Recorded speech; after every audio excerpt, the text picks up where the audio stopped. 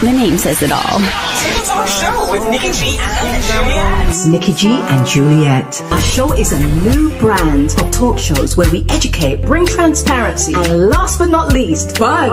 Table Talk. Hi guys, welcome to Table Talk Show with Nikki G and Juliet. We've had an amazing run with a lot of guest artists. You know, it's been so like, I don't want to use the word eclectic. It's been like a total range of people that has been, I'm going to stop using the word amazing because I see we use amazing all the time. Talented, beautiful, open, honest, just great individuals. Yeah, and their stories have been amazing. And I want to just say that the one thing they all have in common so far is they just wanted to do this thing and dropped everything and just went for it. They put it out there. This is what they wanted to do. And once they knew what they wanted to do, they went for it. Every single one of them. Yeah. Wow. They persevered through. I haven't really heard a sad story of struggles. Most people, even if they struggle, I guess the upside was better than the downsides, or the upside just outshined the downsides, you know? Yeah, so true. So before we introduce or say who we're gonna, interview, Juliet, how was your week? My week so far has been really uneventful. I mean, it's the usual. I work from home still. I'm grateful. I'm so grateful. The only thing is that sometimes I just don't see people other than my daughter when she comes home. But other than that, I mean, look, I cannot complain. It's been wonderful. It's been wonderful, amazing. And you know what? God has blessed me to get up every day and I'm in perfect health. So it's been amazing. What about you, Nix? That's, it's, I said I'm going to not use the word amazing. You see that? It's been eventful for me because one highlight of my day was doing a tree that shows how grateful you are or what you're grateful for. Mm-hmm. And today is one of those days that we actually put up the tree to say, okay, we're grateful and fortunate for having whatever it is, if it's family, friends, and so forth, But I say mine was eventful because I went by Juliet. Yes, you did. We did a lot of, we had some background work to do. We had some interviews. We had contacts. It's just a few things catching up to do and stuff like that. And I went out, I saw my friends. I'm like, I'm not staying home. And let's not forget the interview we did. Oh my God, we did an interview with Omari Lewis. Yes. You'll know who he is when he gets on here. Yes. Oh my God, we have not had so much fun in a very long time. It was like almost 2 hours, it seemed like, when we interviewed him. It did seem like that, but that's because we were having fun before we even started to record. Exactly. Hey, Omari. Hey, Omari. So everything, I mean, going to Juliet's house, there was a place that we were supposed to go, but we decided, you know what, doing what we love was more important. And we got down to the nitty-gritty. We got everything done. And that's why being productive for me is very eventful, even if it's work, because we're doing what we love. We were supposed to go see Cass, but that didn't happen. Yeah. And we say everything, everything in its timing. Right? It's time in its order. Yeah. Right. So we have a special guest who's coming on. Her name is Tamara John. She's a producer.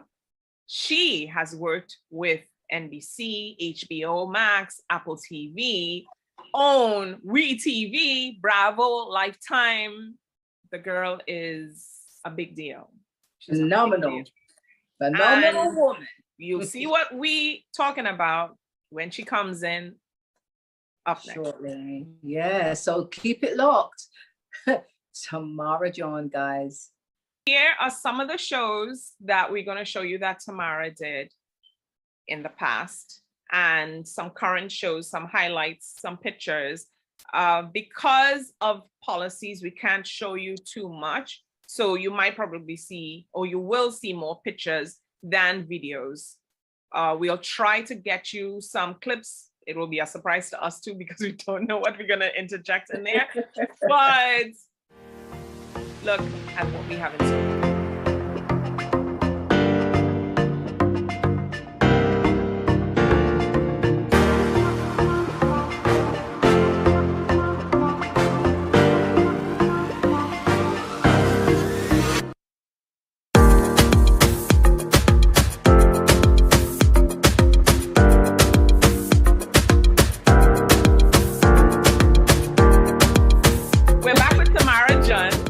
She is a freelance television producer based in Los Angeles. Welcome, Tamara. Hello. So how have you been? It's a privilege to have you on our show. Thank you so much. It's a privilege for me to be here as well. I'm doing good, enjoying being in LA. We still have nice weather here, so it's been really nice. Very good. Have you done anything like spectacular for the summer? No, not really. I spent a majority of the summer, actually the whole summer working. So I guess if you consider that spectacular, but you know. and especially because of COVID, did it slow you down, really? No. Yes, shockingly, I've heard stories of COVID slowing a lot of people down. It did a little bit last year when it first started. I was working on a series, and we had actually just got back from, we're shooting in Austria for a month, and we got back right, and literally like, I think a week or two after we got back, the show shut down, and that's when like everything shut down for COVID, and while everybody was trying to figure out what was going on. So that, I was probably down, as with most people, I was down from work for maybe like until around June. So from March till June. And then it started like picking back up. So I started getting different jobs. That's not bad at all. Because I know when it first started, everything was just shut down. Yeah. No recordings, a lot of shows. I think they showed the first season, then the next season there was nothing. Yeah. It's been a lot of that. So I think now productions have a better idea as to how things are, how to like work. At least they're trying to figure out how to work in this COVID environment, because it does add a whole different layer of stress in a sense to work. It's just everybody's job, you know, and wearing masks and being safe, especially because filming TV shows, majority of the cast members are unmasked. So then just really being strict with like COVID protocols and things for like the cast and the crew. It's really been a huge thing to kind of adjust to and adapt to. Yeah. Wow. Well, I mean, I've been reading a lot on you, and I'm really amazed at the type of, you know, the fact that you're female, Black, from the Caribbean, the list just is, you're amazing. And I know that you're a field producer and senior segment producer. So I know not too many people would know what that is about. Can you just explain it just really quickly so that everyone will know exactly what you do? Or sure. Some of what you do. Is primarily responsible for pitching ideas. A lot of if you think of a series, they're composed, like a TV show is composed of a number of different, pretty much entirely segments. So there's different elements that go into that segment. There's an activity that the cast members might be doing. It might be, as you follow the story, there's different elements that take place, whether they're traveling, whether they're, whatever activity that they're doing is what essentially a segment producer then is organizing and managing and coordinating. So I started off with, my first segment producing job was The Real Housewives of Dallas. And that's a show that is 2 teams. So I was the only segment producer, which since then, this happens to me a lot where I do a job. And when I did it, I will say that when we first shot it, it was not initially a Real Housewives, it was not a part of the franchise. It became that after we finished shooting it. So now the show has like, I don't know, a whole, probably like multiple segment producers, at least a segment producer and an associate producer for support. When I did it, it was just me. So it was a lot of managing, a lot of like figuring it out, because I had worked previously as an associate producer, and I had co-created a series for a PBS station when I was in college, but this was a whole different capacity. So that's kind of how I started off with producing, at least in the freelance world. But when you see like senior segment producer, a lot of those shows are shows that I've managed the department. So as like lately, I've done a lot of shows where I'm the department head. So therefore, for example, the show where we were in, we filmed it in during the beginning of COVID times in Austria. I was the department head for the segment team. So that entails really managing a team of other producers. So I have a team of, in that show, I had a team of 1, 2, 3 producers.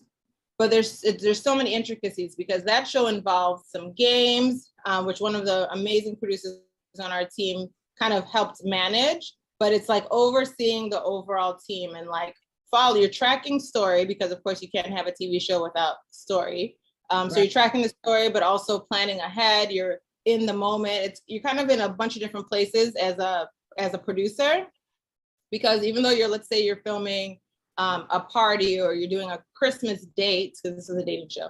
So you're filming a Christmas date where they're going to go walking alpacas in the mountains of Austria. So I've coordinated that already, but then we also have stuff coming up. So we have a shoot that night that we're coordinating, or that I've already coordinated ideally.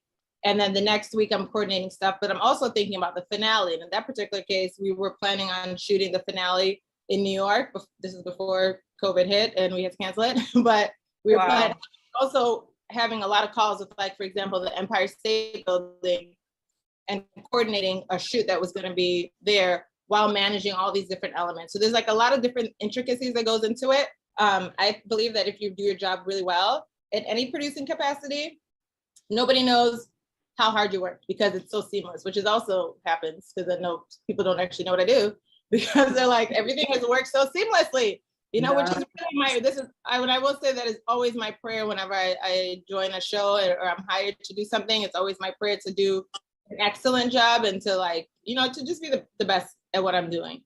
So if you look into a field producer, is a producer that's really following, and that's also different, I will say, depending on the show, as to how much you really manage with the team, but your focus is story. So you're working with the cast members very closely. You're, you know, talking with them, you're learning their story. You're also developing things, and like, as you track whatever that story is that you're following. A show that I did the first half of this year was a series called Married at First Sight.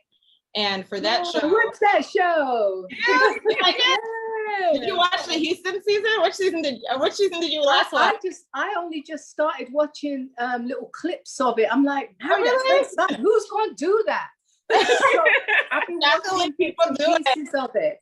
At first I thought, no way, but it grabbed me, because there's no way we can even think about marrying someone at first sight. These people did it. How did you even get the cast to figure out who's gonna match up with who? Who does that? That's a very detailed process. The show has experts, and that kind of each of the cast members, the people that are brave enough to do that and sign up for that, because that takes bravery. Of course it does. Because it could be a little, you know, it's a big thing, because you're committing yourself legally, because that's the thing. These are all legal marriages. They fill out a lot of paperwork, a lot of questionnaires. They do a ton of stuff. Wow. There's no work where the experts kind of go through and do their research and figure out who they think might be the best match. Yes, out of whoever is in that season. You know, of course, some seasons you have folks. So sometimes you have seasons where people really get along, and like or some couples within that season really get along, and there's even people that have had babies. There's like, I don't even know the amount of people who have babies. Wow, that's amazing. Yeah, and have found like their person, but then sometimes it's not successful. You know, it just depends. I think, wow. You know, we are going to definitely need your help, because we were thinking about doing we've been a talking about it. A single segment. And then we just interviewed another friend of ours, Amari Lewis, and he was actually speaking on the spiritual side of the connection, of connecting and what we should and shouldn't do spiritually and regular. Yeah, it was a very. I kind of want to hear about that. That sounds very fascinating. When we publish it, I'm definitely gonna send it to you. Yes, you have to. That's so interesting. And what is his expertise? He's a relationship advisor. Well, Omari is more. We know him from Bible study. Believe it or not, we and Nikki are in a Bible study group. Yeah. Oh, that's great. He's the founder of the Bible study group, and so he's coming from a biblical standpoint of how the two can come together. Yeah. So, because sometimes we as human beings go together by the way they look, but obviously there's a whole lot that you got to look at. It's not just the way you look. It's the connection that the spiritual connection that brings you together. And he gives you biblical facts. Yeah. Oh my gosh, when is this episode coming out? This sounds great. We just taped it last night. Sunday night. Okay. Sunday night. So it's gonna be a while before it's gonna be at least 3 more weeks before it comes out. But I can't wait for people to hear it, because I know they're gonna have some questions. We should probably do the intro, because there's some segments, even with Casey, the producer. Yeah. Sometimes what we'll do, we'll put out segments just for people to get clips of it, because they're so interesting. We're so hyped to get them out. So we will do an intro and put it there to captivate people, you know? Yeah. Nice. Okay. Well, I'm excited to see one of you guys do that one, because I do agree that there is something very important, especially when choosing, or, you know, a person. Yeah, mate. You know, because you definitely you want to choose the right person. Right. And you've done it with 2 shows now. So you've done it with Love is Blind and Married at First Sight. Wow. So a lot of the shows I've worked on, in the last couple of years, a lot of the shows that I've been working on have been a lot of dating shows or love shows. So I actually was like, oh my gosh, I actually need to take a little break from doing all these love shows, because you're really in people's business. And it's also good, I think, as a producer to explore different types of genres and things like that. But there is something that's very beautiful and fascinating when it comes to relationship shows, because you really do get to observe. And I find that as a producer, even though I'm like planning shoots and, you know, or working with cast members or people that are going through the situation, whatever that experience is, I find that I learn a lot about myself. So whether it's I'm learning, oh my gosh, you know, I definitely don't do this again, or don't say that. It's true. Yeah. Or if it's like, oh, that's an interesting way to communicate, you know, and maybe I should try that.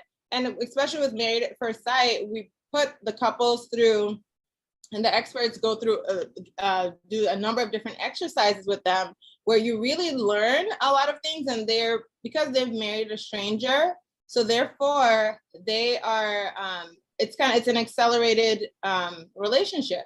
So they're getting to know somebody, whereas most people might take years to get to know someone. They're getting to know someone in a week's time. They're literally, you know, it's really, really expedited. It's really, really accelerated. So then they go through a different process of asking questions and maybe talking about like finances or certain things that typically people don't ask when they've just known somebody for a week, you know? So it really is kind of interesting. And it has taught me as well different ways in which it's important to communicate certain things with your partner, because that also kind of hopefully sets up your relationship for success, you know? Yeah. Right. And I'm not an expert, but I'm learning still, you know? Yeah, I think if you're putting yourself out there on a show like that, you definitely want it to be successful, or at least, you know, the outcome. It's a lot to put through, and then you're also leaving yourself very vulnerable. Exactly. People are very critical. So people are going to judge you if you say something wrong, if you act a certain way, if they feel whatever they feel. People, especially on social media, could be very mean and critical. Yeah. And that's also something, you know, to take it, like, you know, sadly that does happen. So to put yourself out there really is quite quite risky, but it also takes a lot, and it takes a lot of bravery. Yeah, I actually wanted to start from the beginning, right? So we're gonna track back. I mean, everything that you're talking about is like really exciting, but I always want to get to the nitty-gritty of how it started from childhood. What catapulted you into the industry, and what was your drive, for saying, yes, I want this to be my career? So I feel I have always been a very creative child. So I've always liked art type things or movies. My aunt actually used to call me out, I don't know if you know TV, like a pyong. When somebody would be like, oh, yeah, one of my aunts actually used to call me a TV pyong. And I was like, yeah. That's okay, because I really enjoyed watching TV, I enjoyed it. And now to know I was actually studying. So it was good that I love TV so much. But it was kind of said in like almost like a negative way is how I took it.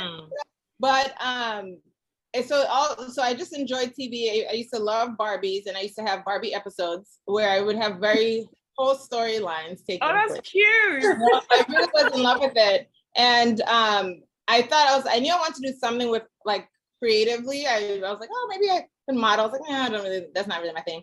And then I was like, oh, maybe I could do like fashion design. I'm like, no, that's not really my thing either. Like all these things. And this is like when I was much younger, kind of exploring different artsy things.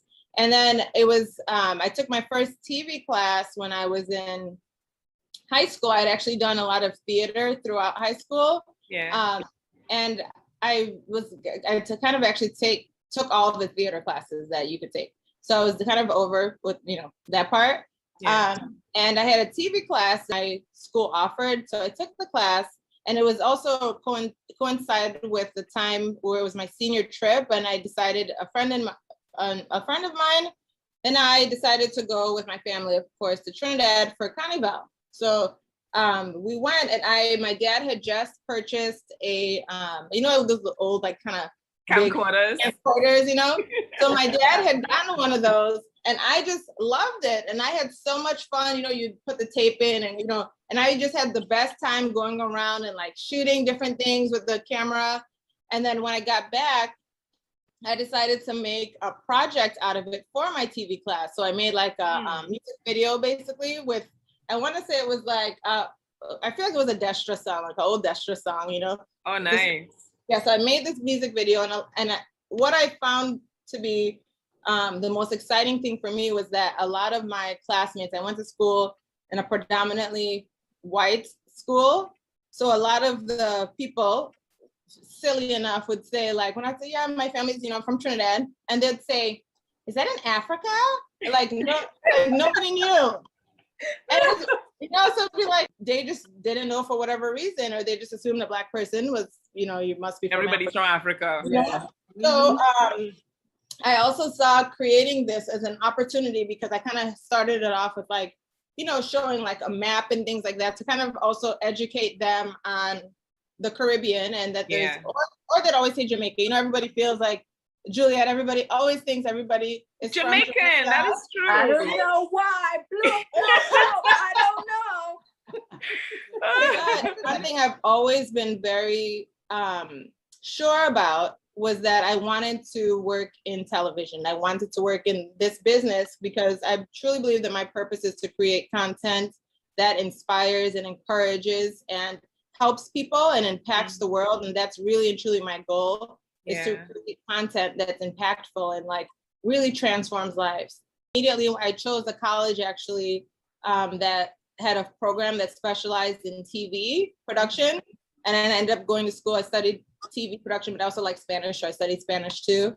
And then I ended up staying at the same school and did my master's there too.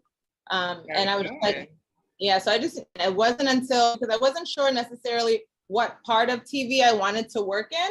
So there's, because there's editing, you could be an editor, you could be a camera operator, you could work in sound, you could work in lighting. There's so many different parts that makes up a team. So it wasn't until I was in grad school and there was an opportunity, really and truly, I had heard that they were looking, I had a grad fellowship. And the first year I was a teaching assistant. So I like helped out with one of the professors. And I didn't want to do that the second year. It was cool, but I was like, okay, this doesn't really help me professionally. So, Yeah. I had heard that the school I went to was like had a PBS station for that region, like the Southern Illinois. Oh, that's how you, okay. Yeah, so it had a whole I think the station hits about like covers like basically PBS for like or like is a PBS representative then for about 5 states in that area, 4 or 5 states. And the director there was looking for a grad student to help him because they wanted to start creating more original content. Yeah. So I was very bold-faced, and I like went to meet him in his office, and I said that I really wanted the job. And then I got the job. So together we co-created this art series. So it was like really amazing. And for me, it solidified for me, like, I really want to do this. Like, I'm loving this so much. I love meeting new people, you know, and just having such impact and telling these really, really cool and unique stories that a lot of times you wouldn't hear about. You know, that's amazing in the sense that, you know, people always say, follow your dreams, follow your instincts, do what you love. And I mean, that brings me back to singing. I love singing. I love modeling. I love dancing.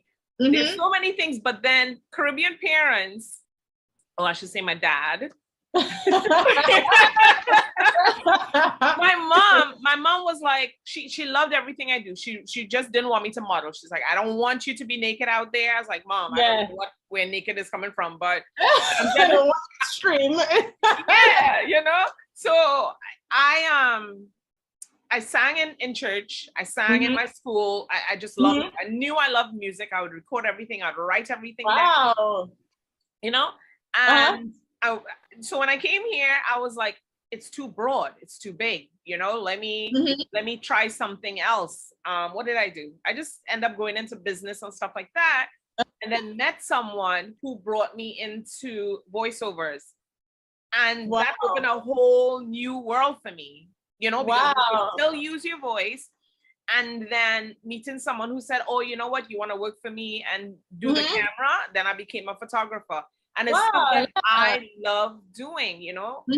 Everybody's story might be different from how they got into something, but hearing the passion in what you did and how you're like, no, I don't like this, and I'll go into something else, it's truly amazing. Yeah. Well, when you go into these things, you had to find like someone who influenced you, and you said, okay, I want to do what they're doing. Who was the person that, because when I think of producers, I don't think of, and no disrespect or anything, because I don't see a Black person. And so you had to have had someone you wanted to like say, okay, I want to be like her, or, you know, or him. Who was that person? I had a person. Well, I mean, it's gonna sound extremely cliche, but truly Oprah. Like I can't tell you how many times I've applied to. So I grew up in the suburbs of Chicago. I was born in Trinidad, moved to the US when I was younger, right? And I grew up in the suburbs of Chicago, and that's when Oprah had Harpo Studios and like all the productions and stuff like that. So I can't tell you how many jobs I applied to at Harpo Studios once I was in college and stuff.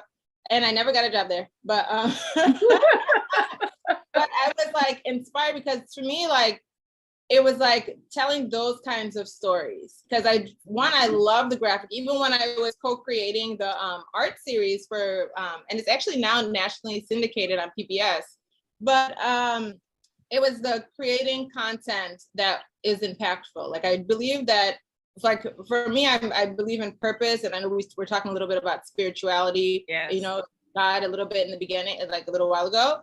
But for me, like, I really am intentional about living a very purposeful life. But sometimes I may not know what I'm doing next, or it might not be that clear to me because I'm weighing my options.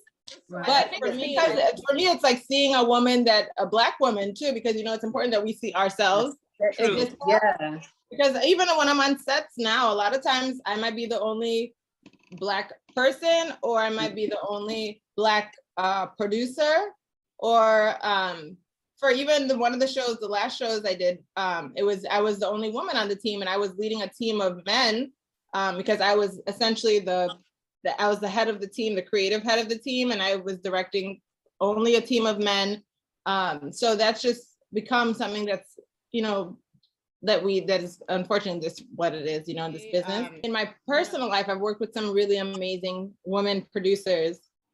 Have also been really great examples of how to lead large shows, lead with integrity, and also lead with just kindness, because I do think that's important. And a lot of times you see people that don't operate in kindness, because I've worked with the opposite. And so I've had kind of good examples of really great leadership, and I've also had examples of not so great leadership, and I've kind of like been using that to kind of steer me into how I want to be then whenever I'm in certain positions. Yeah. Wow. Oh my God. There's so many questions and so many more. Yes. I want you to keep talking. It's like, come on, girl. And she's answered a few of the questions. Yes. The part with being the only Black person, that was one of my questions, because, you know, it could be challenging, you know, being the only colored person there, the only female. And I know in entertainment industry, I always say it's a man's world, where you find yourself in a pit, well, the pit, you know, where you take pictures and stuff like that. Yeah. And you're the only girl. But what I enjoy is that they respect you. If they know you in the industry, they'll respect you and give you your space. If you have to shoot, or if you have to take pictures, or whatever type of jobs. Some jobs are like that. Have you ever experienced that, where, you know, you have to get over this hurdle of the type of people that you're working with who's not respecting you? Or yeah, I definitely have. Yeah, I definitely have. I did a show a couple of years ago, which now I've moved past it, but at that point it was the worst show I've ever done in my life. And I hated it. And it was the first time I ever thought about quitting a show. I got the position I was in was the producing capacity I was in. I had a kind of like hired to kind of like lead a team. It was a very small team, just me and one other person, but it was essentially leading a team. But I had an executive producer who was a really kind of awful person, very misogynistic, very much, he kind of liked to kind of foster very much like a boys club type of environment, where he specifically even at a point asked that like, he was just very rude. He was rude, he was unkind, he would do a lot of things without planning. And it's a given that especially with unscripted, that like things change, you know, so you just adapt, and I've become accustomed to that. But it was to the point where it would be like extreme circumstances. And it was really stressful. I've never felt so stressed in a job. And to the point where I actually became physically sick from the job. Then I had a whole other array of like health things that I was working through while working on this particular job.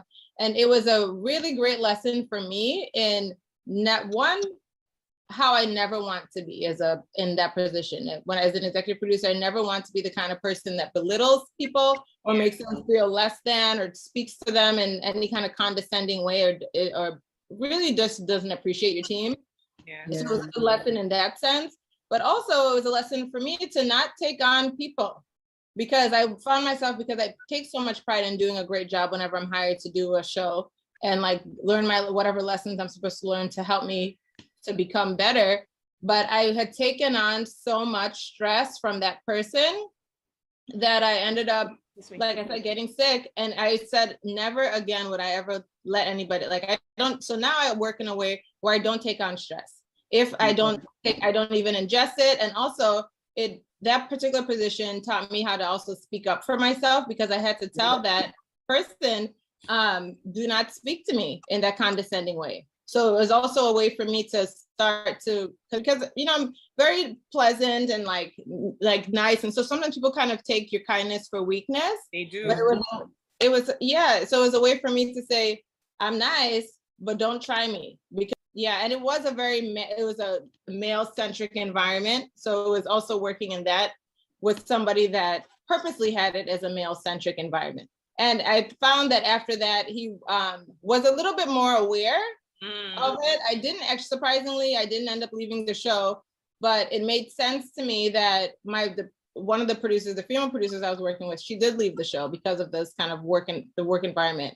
And I realized that it was a lot of instances with the same person Mhm. that where a lot of women refused to work with him or would leave the job or would have all these issues, that it was a common theme with this particular person. And since then, I finished the show, moved about my life, and I found out later that he actually was fired from the company, but not because of any of the complaints of the woman that spoke up.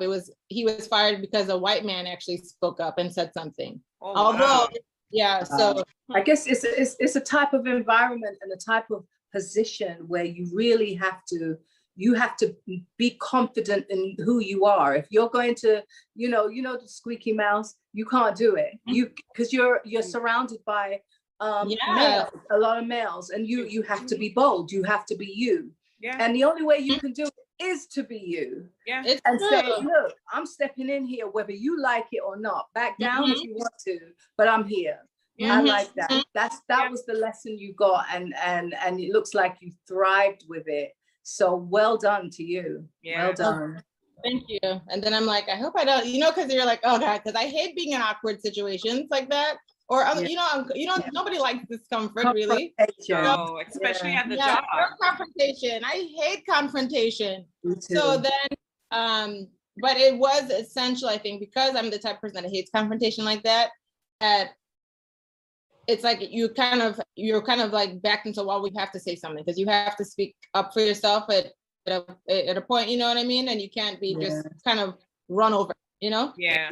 All those jobs, I mean, in entertainment, when you go on the interviews, some will tell you you have to have a backbone. You cannot take things, and feel insecure about it because people are going to tell you about yourself. The entertainment industry is one of those that could be really, really cruel, So then that is something that you would have to, like, my next question would have been to you is what would you say to someone who wants to be a producer and wants to get out there and do what you're doing? Like, what would be something that you would say to someone like that? Like, the hardest hurdle that you are going to have to cross is, I'm allowing you to answer that. Well, that's a great question.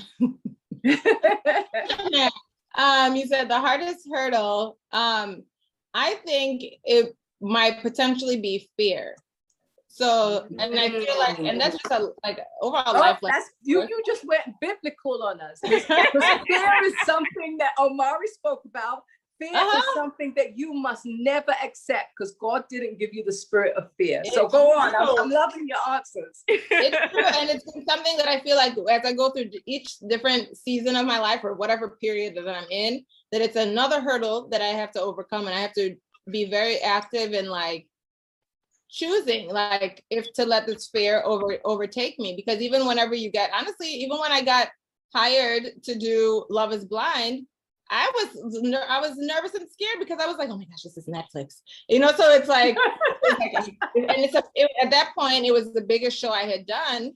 Right. It required international travel. It required a lot of stuff and it required a lot of me. And I didn't have a team, but a lot of times first season shows, they're still figuring it out. Next season, after you figured out and somehow made a way through it, then it's much easier for the second season team because you work through all the things that you should have done.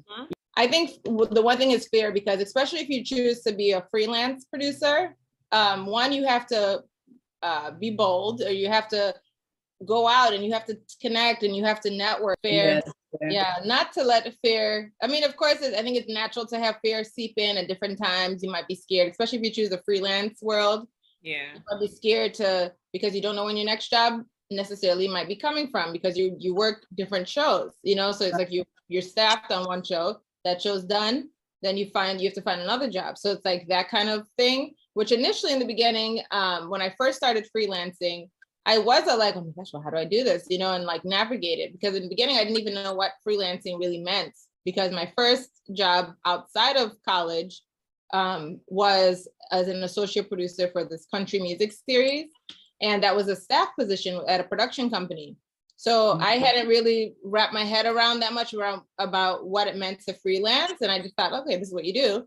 And then that particular production company had a massive layoff and they ended up going under. So for me, that was like a moment because I allowed myself to get so comfortable in not really networking that much because I was with this company for a year. Over the course, we shot 2 seasons of the show, and I wasn't networking as much. I became very comfortable in that environment, and like just going to work and working on the show and, going home.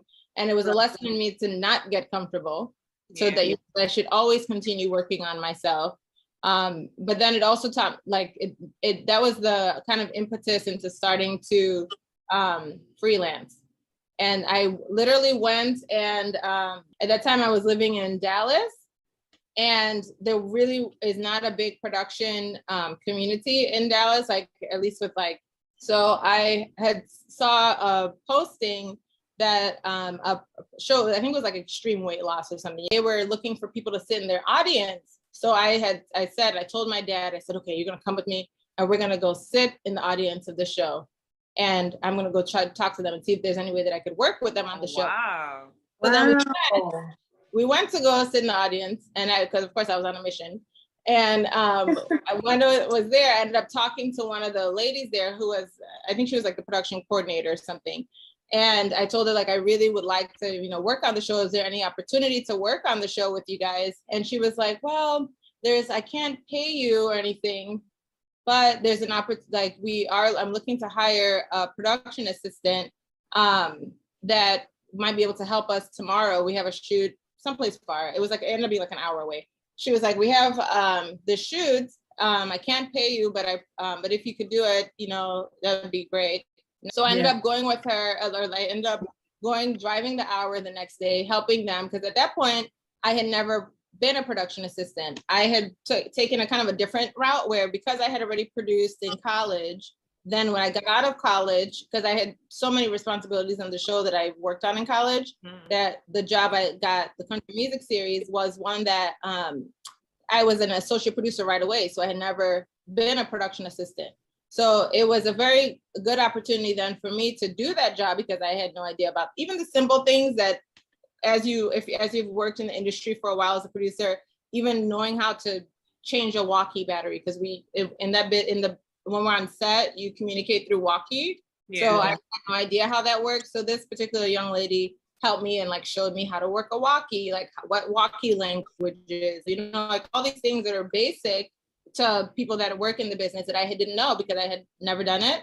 So it ended up being a great opportunity because even though I didn't get paid, she did tell me that if she has another opportunity again, she'd hire me and would pay me for that, because she was very appreciative. Yeah. She actually did. But doing that job for free is what actually helped me to start getting other jobs.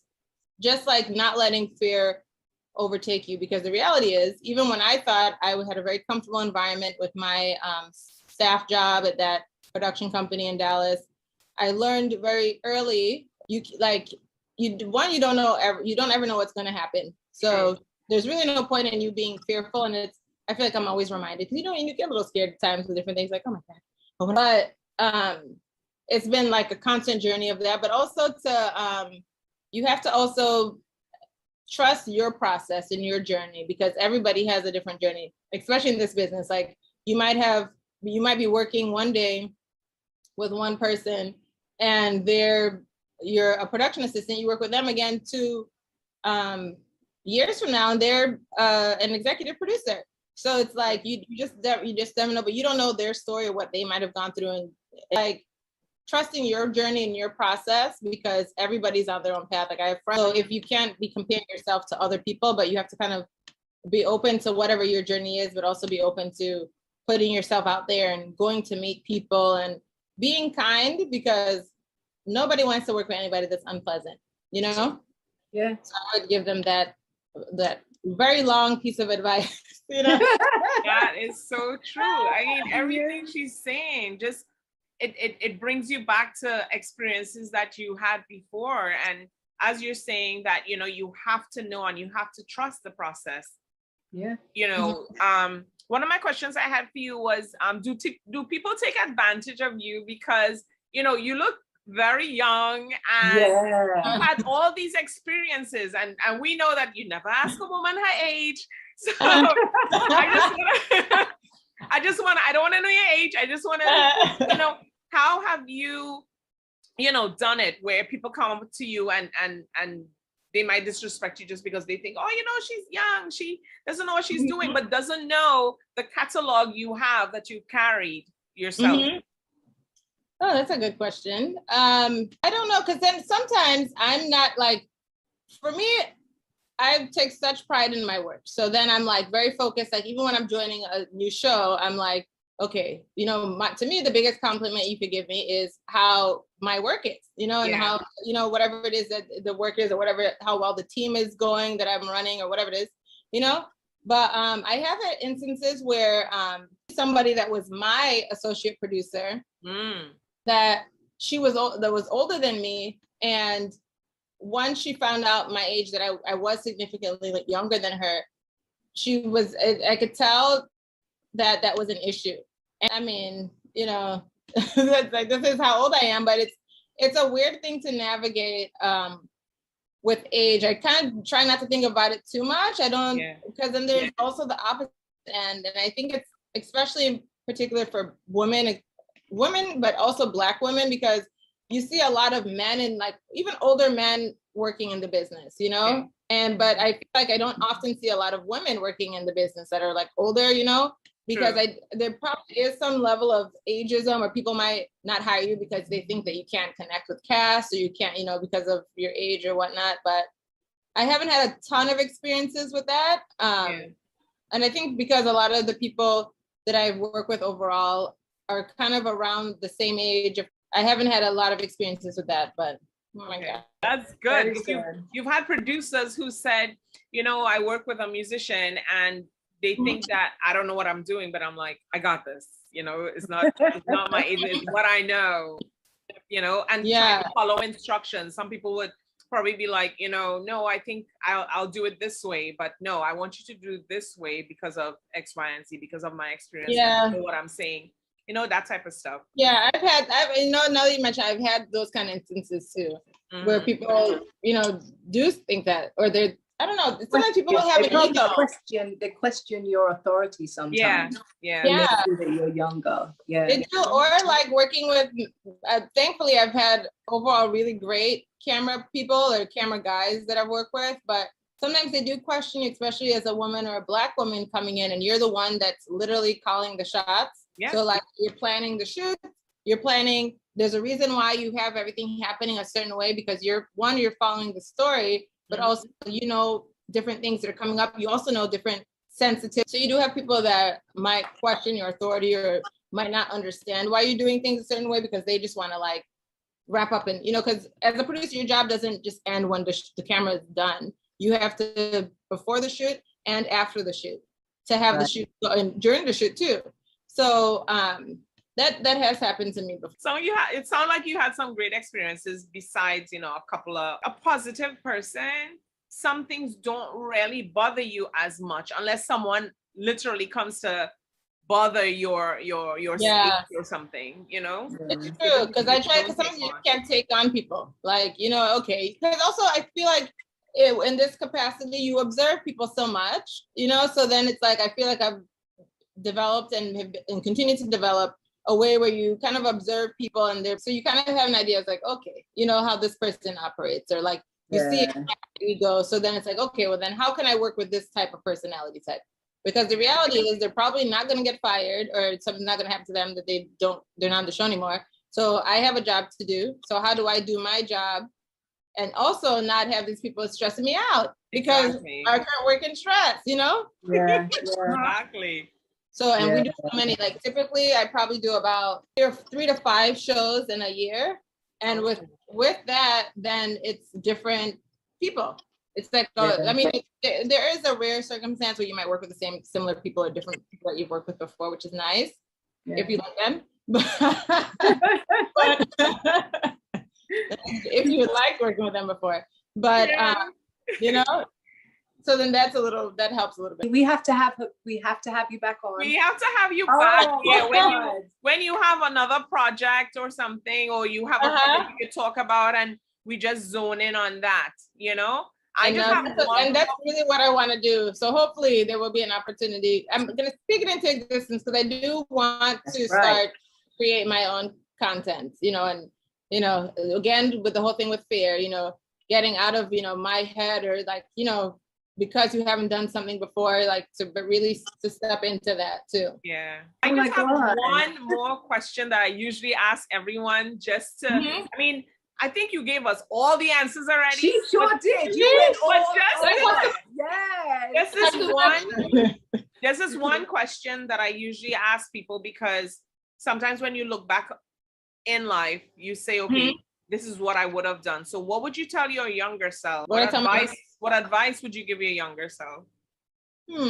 If you have to go back in time? It's weird because on one hand, I'm the kind of person that I'm like, okay, I don't have regrets necessarily, because I feel like things happen for a reason. So therefore, it was something I had to go through to learn it, or whether it was a difficult route or not. Yeah. And you followed through with everything. That's the amazing part. Like from your Barbies to, it just seemed like you knew that this wasn't for me and I'm going for this. And I guess so, in a sense, but I do think that there's always still a period, like even now I feel like I'm in a period of transition where, like before when I started out, now I'm very much more mindful, and I think just learning of certain, when working in the business for a while, because now it's been 10 years now that I've been doing different TV things and different TV shows and producing.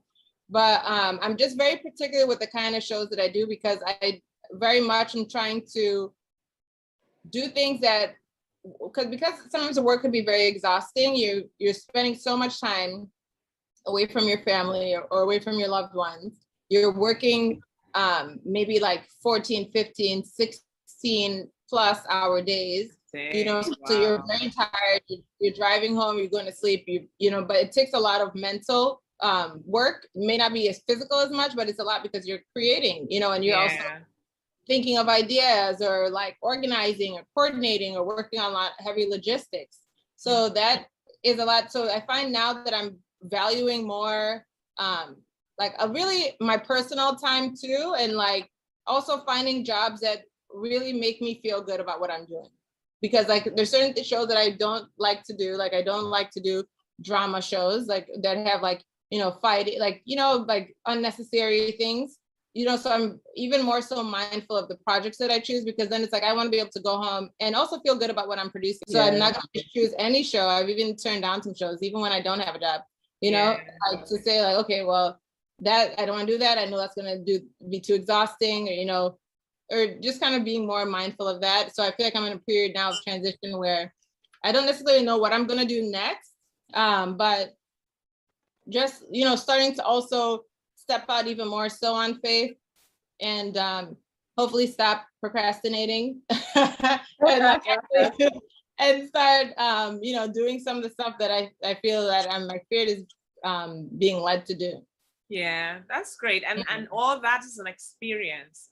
I think whatever you experienced before basically told you or showed you, okay, this is, as you said, what I don't want to do, Yeah. You've done certain things before, so now it's the next level. All right, it was great. Oh, Julia, do you have any other questions? No, I was just going to say, I know we're going to see some amazing things come from you. I feel it. I know your energy is amazing.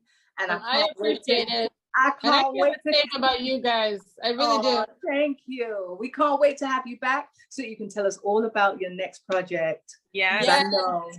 Yeah, would you speak it into existence? Exactly. That's right. That's right. Put it there. Could you tell our audience where they can find you, your handles, your IG, your Instagram? Where? Sure. My Instagram page is Trini, TRINI __ TEA. We'll have all of your information below on the page. We'll also have it on Instagram. So you guys can just go on there and click there, like, subscribe. That concludes our interview with Tamara John. We thank you, and we'll see you guys next time on Table Talk with Nikki G and Juliet. And one thing to interject, we have to pick up Mr. Bella. We have to say that we're from Trinidad, Mr. Bella. Yes. You have to pick up Mr. Bella. Yeah. Of course. Well, thank you guys much. It was so lovely chatting with you. You Yes. too. I'll see you next time down by Bola. You know, we'll go have a drink down there. That's crazy. Yeah, Next we're gonna go time. there for drinks and pool. Yes. Yes. Sounds like a date. Yeah. Until next time. Until next time. Table talk. Table talk. Bye. The name says it all. Table Talk Show with Nikki G and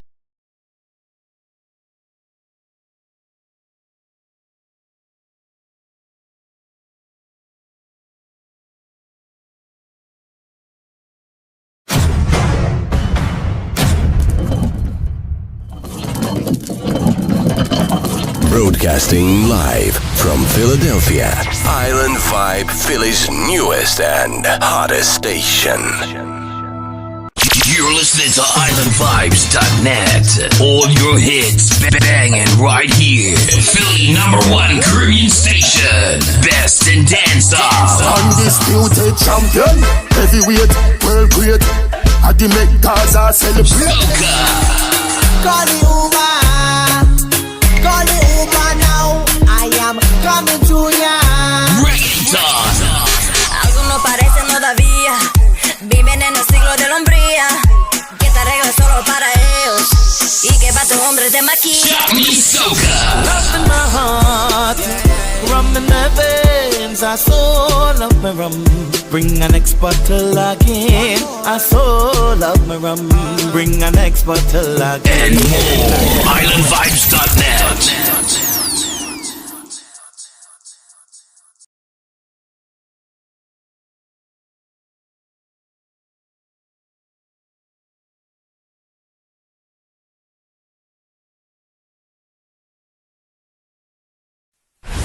What's this? Welcome to Table Talk with Nikki G The Voice, where we bring to you highlights of entrepreneurs, leaders, organizers, and much more. Cross the finish line.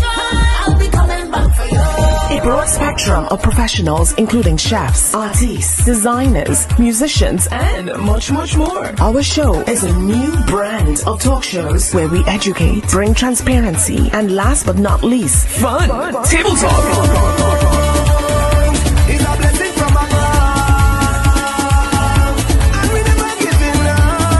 Get ready for our seasons, a roller coaster of emotions, all wrapped into one. Caribbean style. We'll cover our Caribbean roots as well, so keep it locked. Welcome to Table Talk. Follow us on Instagram, YouTube, and iTunes. Own it, girl, you just own it. 'Cause your body's on fire. Show me how to control it. Table Talk Show is now on Island Vibes Radio. You can catch us every Saturday from 10 to 12 p.m. Log on to Island Vibes Philly or islandvibe.net. I come on to party, drink some rum and break it. So come on, let me take a little drink now. Party! You guys, it's your girl Anika Berry, and guess what? I am officially a brand ambassador and artist of the Fatopia Carnival Cruise, and we are going to the Bahamas June 2nd through June 9th. And guess what the best part is? We are leaving out of Brooklyn. We don't have to buy no flights, no hotels. It's just straight from Brooklyn to the Bahamas for a 7-day ultra premium experience, all inclusive. I'm so excited. We're gonna have 14 events on the cruise, on the land in the Bahamas. We're just gonna drink. We're gonna get lashed up. You're gonna see your favorite artists perform. We're getting everything on this boat. So make sure to reserve your spot now and come and chat with me because we will have a time with Fatopia.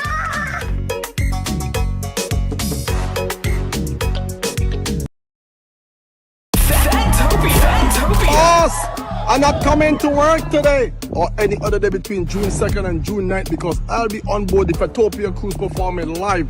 That's right, June 2nd to June 9th, 2024. The Fatopia Cruise. Get your cabins now. Problem Child Live. It's going to be insane. Don't meet me there, beat me there. Get your cabins now. It's going to be crazy. And it's going to be a holiday. Fatopia.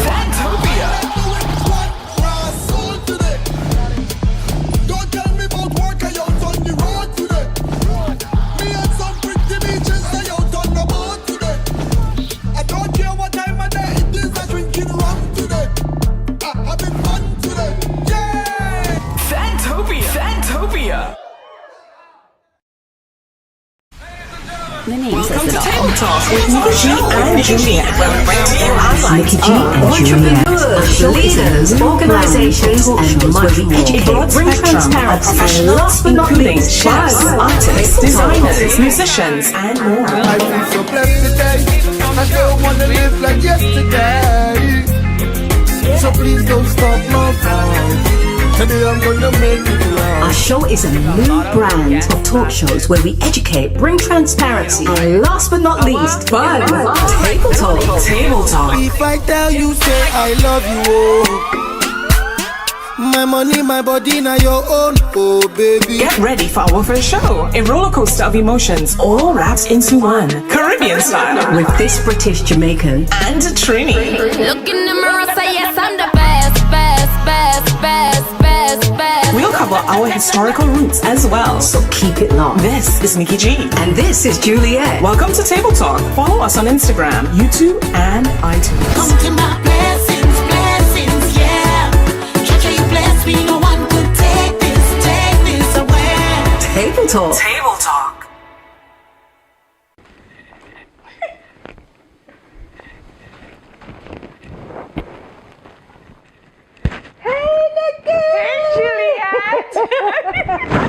Oh my How's it God. going? It's going good, man. How we say it in Trini? How's it going? All right, well, let me say it in Jamaican. What a go on, Nikki G. Everything going good. So, welcome. Oh gosh, look, guys, we missed you out. We Sorry. always have so much fun. I you know know. what I mean? Okay. Welcome to Table Talk, With Nikki G and Juliet. Hey. Today we have a special guest. We have a special guest. Me and Naughty behind there. We have a special guest today, and you'll see who they are. Very talented, super talented. We've had guests who had like 5 jobs, 6 jobs. I think this person has like 10 jobs. Whoa. And counting. Hey, see? We listen, we're trying to bring diversity to you guys, man, because we're trying to big you up. There's lots of jobs we can do.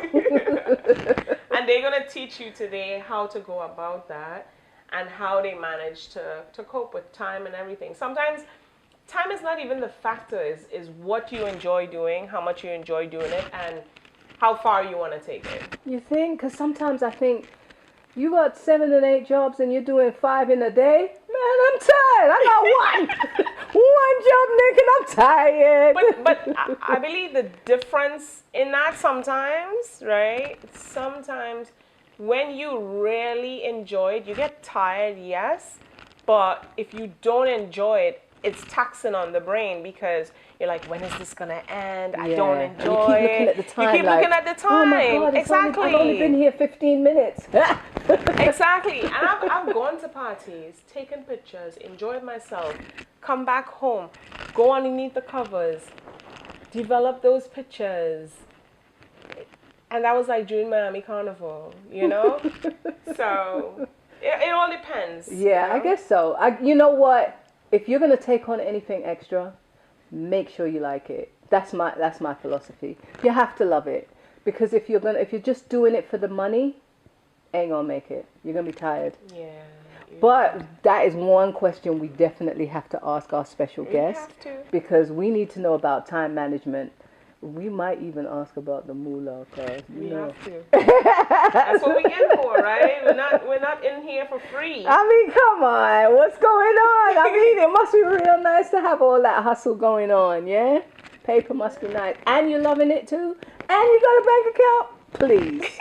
Oh, we gonna work this guest. You see our faces, they was. They fling the paper, they fling the cushion. We're gonna make this the hot seat.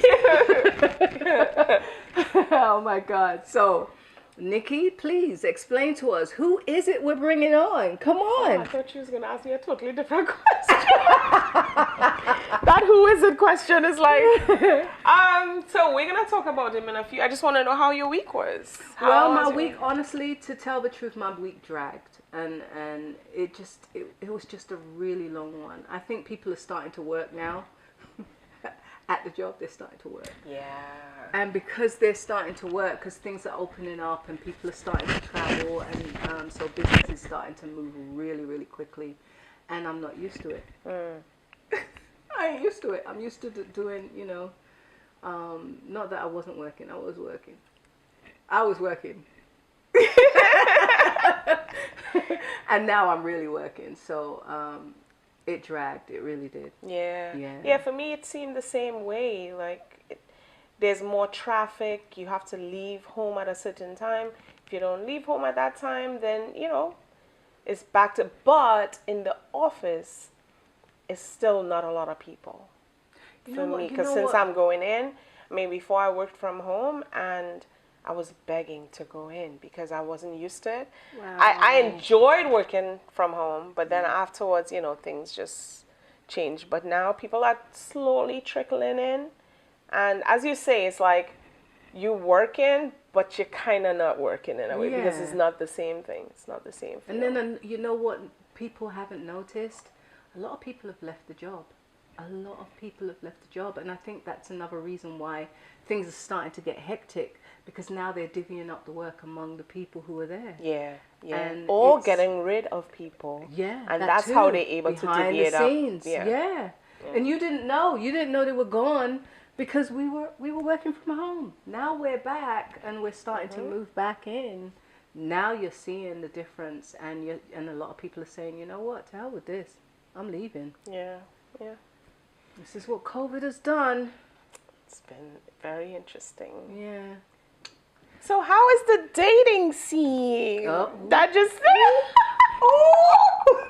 Do you think... Okay, I've heard this before, right? Do you think dating now during the pandemic makes it easier because you don't have to go to that person's place and you could Zoom and all that stuff? Well, quote unquote, they say that you're not supposed to be going to other people's space and stuff. Do you think dating now is easier or harder? Well, I personally think if you've got the person already and you're dating, then that's a bit different. You can go to each other's place. But if you haven't met the person yet, how is he going to find you? This is what he's looking at. You better put some serious lashes on your eye. make your eyes look something. I don't know, pop. Otherwise, how's he going to find you? He's not going to see us.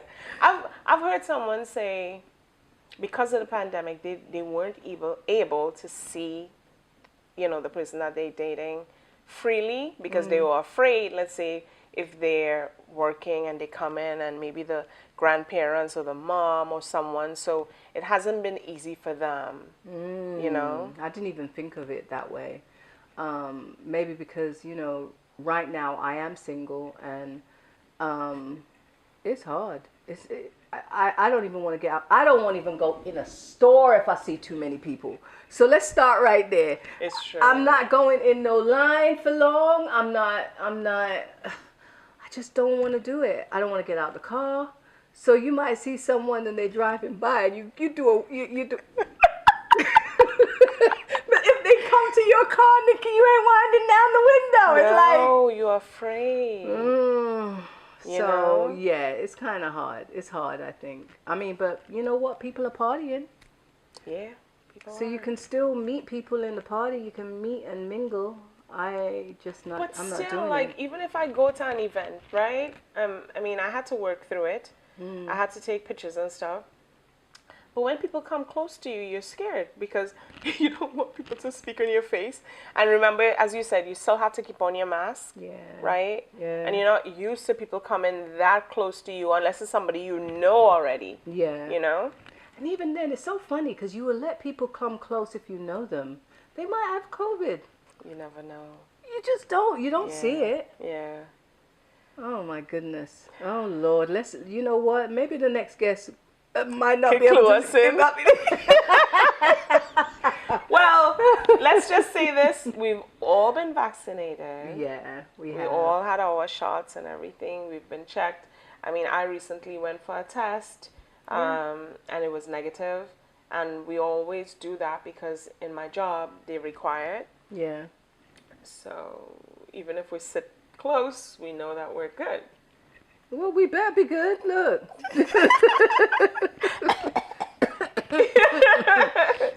So, with no further ado, let me bring on our guest, our special guest. And what's the name? His name is Uber Studded DJ Star One, aka DJ Star One. Oh, let's say that again. Who are we bringing in? Uber Studded. Oh, we should say Uber. Oba? Oh, it's Oba. Because all right, because you know what? Okay, I'll tell you one thing. I'll tell you in a few. Okay, so we're bringing on Oba Studded DJ Star One, aka DJ Star One. His real first name is Olatunji. Oh. So it's totally different from the first name, but he'll explain it when he gets here. So yeah, it sounds like we're gonna have to work out this background. That's what it sounds like. So without further ado, let's bring him on out. Come on out.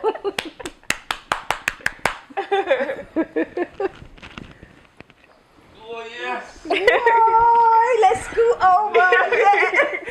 Look. Now we know. A good party. Now we know what the cushion was about. Y'all see this? Y'all see it? He just took the cushion and took over. Wait. He's trying to representing for the 868. Yeah. Good night, Table Talk. Good night. Good night To the Table Talk fans. How are you? Hey. I hope you're doing well. I hope you're doing fine in your home. Good night. Hey. And you want to tell our guests what the 868 is about? Let's start with you. It's Trinidad and Tobago, man. Oh, that's what it is? The land of steel pan, calypso, limbo, and sexy ladies. Oh. Yeah. Well, what are we doing for London? All creeds and race. What about London? They have Chinese in London.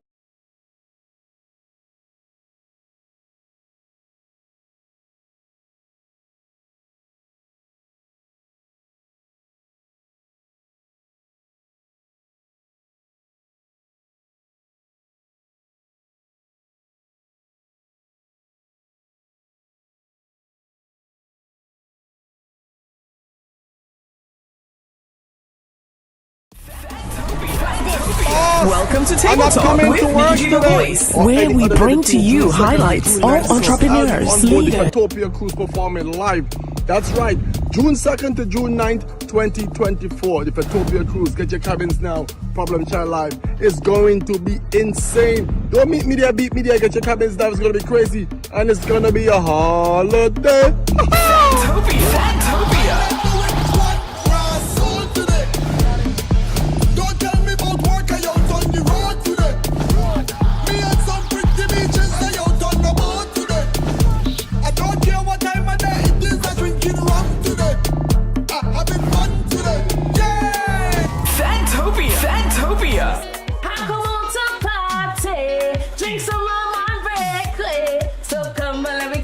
Drink now, party! You guys, it's your girl Anika Berry, and guess what? I am officially a brand ambassador and artist of the Fantopia Carnival Cruise, and we are going to the Bahamas June 2nd through June 9th. And guess what the best part is?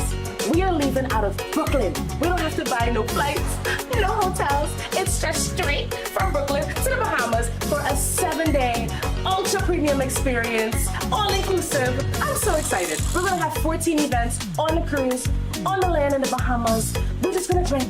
We're gonna get lashed up. You're gonna see your favorite artists perform. We're getting everything on this boat. So make sure to reserve your spot now and come and chat with me because we will have a time with Fantopia.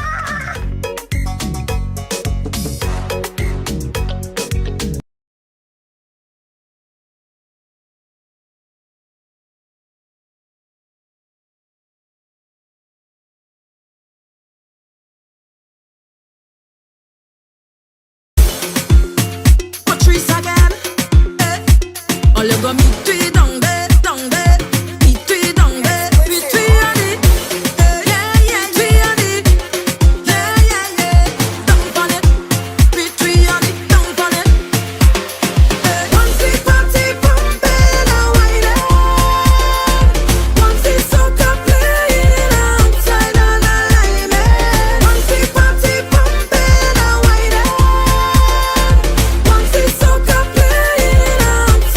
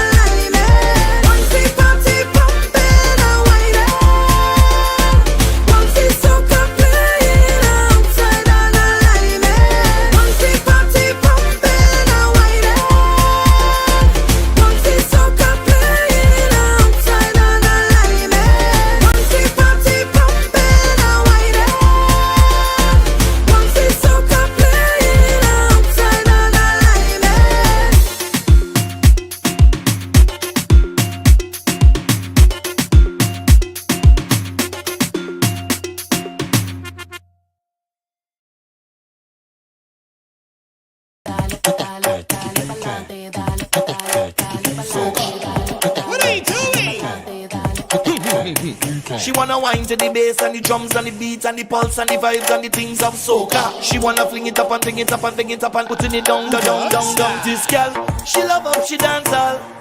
She love up, she says. Now she wanna work up she body. She want to jam with soca. She never really bump for the whole day. She never take a jump in a juve. Oh God, she's a body. She want to jam with soca. She don't wanna wake up next to no gunman. She rather wake up next to a man with a flag in the hand who want to have fun, man. She just run, man. She fed up by the gunshot. She just want to wine low and come back. This girl never went to a fed. Never put on a costume yet, no. She want to be a masquerader. Winding on the road.